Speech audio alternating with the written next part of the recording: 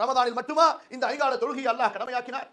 கண்ணியத்துக்குரியவர்களே, வாழ்நாள் முழுக்க வஅபுது ரப்பக ஹத்தா யஅதியகல் யகீன், நபியே உமக்கு மரணம் வரும் வரை நீங்கள் உங்கள் இறைவனை வணங்கிக் கொண்டே இருங்கள். இபாதத் வாழ்க்கையிலிருந்து பிரிக்க முடியாத அம்சம். எப்போது ஒரு மனிதன் மஜ்னூன் பைத்தியம் பிடித்து விடுமோ அவனுக்கு, அல்லது இறந்து விடுவானோ அப்போதுதான் இந்த இபாதத் என்பது அவனை விட்டு பிரிகிறது. அல்லாஹ்வுடைய தூதர் ஸல்லல்லாஹு அலைஹி வஸல்லம் அந்த மரண தருவாயில இருக்கும்போது, அந்த நோயிலே அவர்கள் கஷ்டப்பட்டுக் கொண்டிருக்கும் போது, இரண்டு தோழர்கள் ரசூலுல்லாஹ் ஸல்லல்லாஹு அலைஹி வஸல்லம் அவர்களை ஒருவர் வலது பக்கமாக ஒருவர் இடது பக்கமாக பிடித்துக் கொள்கிறார்கள். அவர்களை தூக்கி நிறுத்துகிறார்கள். அவர்கள் தங்கள் கால்களால் நிற்க முடியவில்லை, தளர்ந்து விட்டார்கள். அவர்களுடைய கால்கள் பூமியிலே தேய்த்த வண்ணமாக அவர்களை அழைத்துக் கொண்டு வந்து மஸ்ஜிதிலே நிறுத்துகிறார்கள். கண்ணியத்துக்குரியவர்களே, சிந்தித்து பார்க்க வேண்டாம்? இந்த தொழுகையை பாழாக்கிய நிலையிலே இருக்கின்ற இந்த முஸ்லிம் சமுதாயம் அல்லாஹ்வுடைய வேதனையை எதிர்பார்த்துக் கொண்டிருக்கிற இந்த நேரத்திலே எதற்காகவெல்லாம் அவர்கள் நல்ல முயற்சிகளை எடுக்கிறார்களோ அந்த முயற்சிகளிலே அல்லாஹ்வுடைய உதவி வருமா?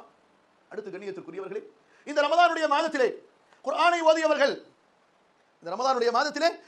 ஓதியவர்கள், அதனுடைய கருத்துக்களை சிந்தித்து பார்த்தவர்கள், ரமதான் முடிந்ததற்கு பிறகு குர்ஆனை மூடிவிட்டார்களே, ரமதான் முடிந்ததற்கு பிறகு குர்ஆனை விட்டு தூரமாகி விட்டார்களே. இந்த குர்ஆன் இவர்களை அழைக்கவில்லை. இந்த குர்ஆன் இவர்களை அழைக்கவில்லையா? இந்த குர்ஆன் அல்லாஹ்வுடைய வேதம், ஒவ்வொரு நாளும் இதை ஓத வேண்டும் என்ற அல்லாஹ்வுடைய கட்டளை இவர்களுக்கு நினைவு வரவில்லையா? ரமதான் மாதத்திற்கு மட்டுமா இந்த குர்ஆன் இறக்கப்பட்டது?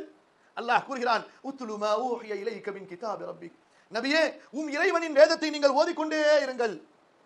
வாழ்க்கையிலே ரசூலுல்லாஹ் ஸல்லல்லாஹு அலைஹி வஸல்லம் குர்ஆனை ஓதிக்கொண்டே இருந்தார்கள். காலை மாலை இரவு என்று எல்லா நேரங்களிலும் குர்ஆனை ஓதி சிந்தித்துக் கொண்டே இருந்தார்கள். அன்பிற்குரியவர்களே, பலருடைய நிலையை நாம் பார்க்கிறோம். ரமதானுக்கு மட்டும் குர்ஆன் ஓதுகிற பழக்கத்தை வைத்திருக்கிறார்கள். இதுவல்ல ஒரு முஸ்லிமுடைய குணம். ரமதான் மாதத்திலே அதிகமாக ஓத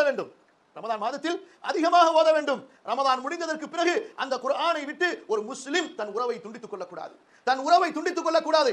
ரமதான் மாதத்தின் மூலமாக அல்லாஹ் ஒரு தர்பியாவை கொடுத்தான்.